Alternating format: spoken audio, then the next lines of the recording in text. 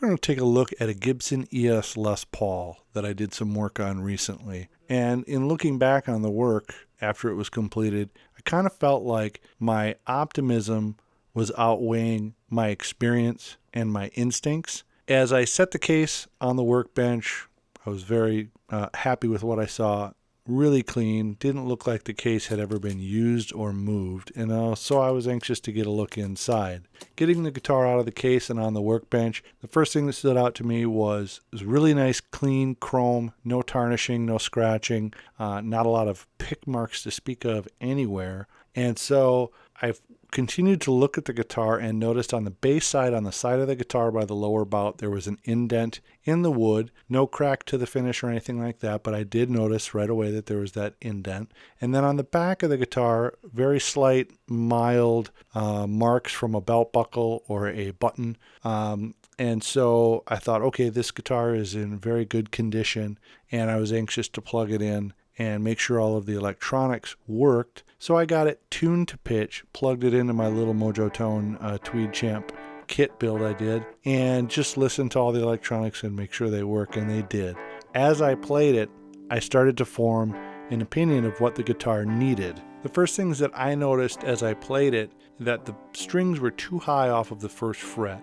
And so therefore you're pushing down harder than you need to. The string is deflecting from a straight line more than it should, and that can contribute to intonation issues. So I knew I had to take care of the nut slots. I also felt right away as I played it that the fret ends were sharp, and I wasn't sure if it was something left behind at the factory that didn't get done, or maybe the fingerboard had shrunk. That's usually the case. The fingerboard shrinks a little bit and you get the ends that are a little bit rough, but they felt not just rough, like it's wintertime and they're rough. They felt a little funky and a little weird. So I thought, okay, I can slop the nut and I'll take some measurements of the neck and I'll do a setup and this thing will be on its way. And at that point, my instinct started to take over from my optimism. So let's take a look at some of that. So before diving into the repair work that I wanted to do this guitar, I decided to measure the first fret and the 12th fret. The first fret I got a measurement of 0.87 inches, and at the 12th fret I got 0.97 inches. And then I proceeded to go ahead and check for fret rocking. And when I check for fret rocking, I do it 3 frets at a time with a light touch, because if a fret's loose and you press too hard,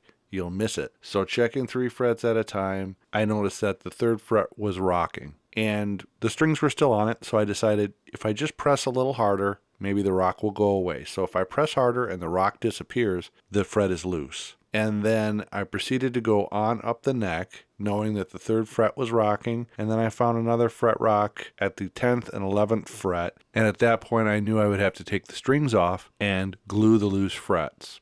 I'd also go ahead and check with a feeler gauge on all of the frets, and I had hoped, back to my optimism, that I could glue the 3rd, glue the 10th, glue the 11th, and I would have level frets. My instincts were telling me, you might have to do a fret dress on this guitar. So once the strings were off, it was time to check that 3rd fret again and give it some attention. I wanted to see with the feeler gauge if there was a gap, and indeed there was. And before going to gluing and leveling and all this other stuff, I thought I'd just give it a light tap with a hammer. Sometimes you can lightly tap, it seats back down on the board, and you want to tack it down with some glue. And that didn't work. So I tapped on it with a hammer, checked it with the feeler gauge, still had the fret rock, and I knew I needed to glue it. Gluing the 1 fret was fairly straightforward. A little bit of paste wax, thin viscosity super glue, and my original Jaws fret press to clamp it down. As I worked on the 10th and 11th, while that was drying, I checked more frets and decided I'm going to glue all of these frets and I'm going to do a fret dress. And there's no point in doing a fret dress if the frets are not secure in the slots.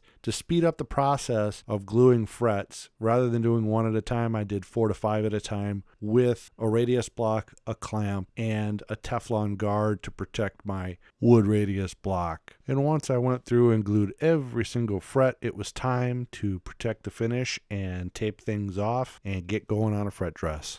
Doing fretwork and fret dressing is well beyond the scope of this video, But after I got all of the frets securely glued and pressed back down, I wanted to go ahead and get the neck as straight as possible. I also checked the height of the frets, and they averaged between 48 thousandths and 51 thousandths in height, the first 6 or 7 being slightly taller than the rest, and that's not all that unusual. As I started leveling, though, I did notice that the landing on top of the fret was not centered. So it looked to me like at the factory in the plek machine was taking and shaping a little bit more fret off the side of the crown facing or towards the nut than it was taking material off the side of the fret that was facing the body. So that shifted the landing of the fret slightly off center, which is not a good thing. You want your landing right in the middle of the crown. So I was able to go ahead and level, crown, polish all of the frets, correcting the landing to get it back in the center, and then throughout that entire process I took about 2 thousandths off. When I was done, the frets were measuring right around 48 thousandths. So nothing excessive was done to the frets. It corrected it and polished it out, and I was ready to get back to worrying about those ends and get this thing playing as good as it possibly could. It came time to turn my attention back to the fret ends, and I still couldn't quite tell whether it was the fingerboard shrinking or details left behind or missed at the factory, and it really didn't matter. At this point, I wanted to make sure the ends were properly flush to the binding because it felt like they were overhanging just slightly, and no amount of shaping would take care of it. So I had to flush the ends to the binding, and they kind of did some funky scraping around the binding where they kind of carved down lower than they needed to and things like that. But I just went through with a very smooth cut file and flushed the ends to the binding, and then went in with my end dressing file, undercut the bottom corners slightly and reshaped the ends so that they could be comfortable. Went ahead and sanded and polished to get the ends nice and smooth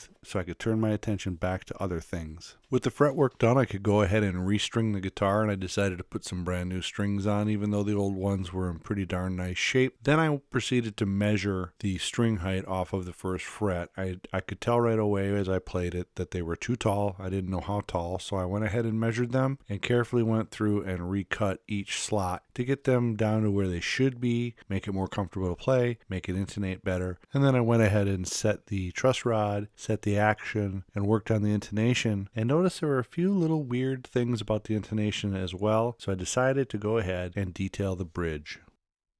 With the little quirks that I was noticing on the intonation, I decided to take a close look at the bridge itself, and there are factory pre-cut or pre-made slots in each saddle, and I looked at them and it didn't look like there was good contact between the string and the saddle, so I went ahead and took a nut slotting file and very carefully cut and smoothed that string notch on the saddle. And when you do that, sometimes you get a little tiny burr there, and I followed that up with some Mitchell abrasive cord and was able to clean it up to get rid of any potential burrs. And I always will take my fingernail and just lightly drag it along the metal to see if it snags my fingernail at all. And if it does, that's a burr that needs to be taken care of. So each saddle was put in the mini vise there that Stuart McDonald sells, and I just cleaned up each string slot notch and then went ahead and followed that up with the Mitchell abrasive cord, reassembled the bridge, and I lubricated it with just a drop of oil on each screw, put it back on there, and then I was able to get the guitar intonated properly. So the process was truss rod adjustment, set the action, then do the intonation, and that guitar was good to go, and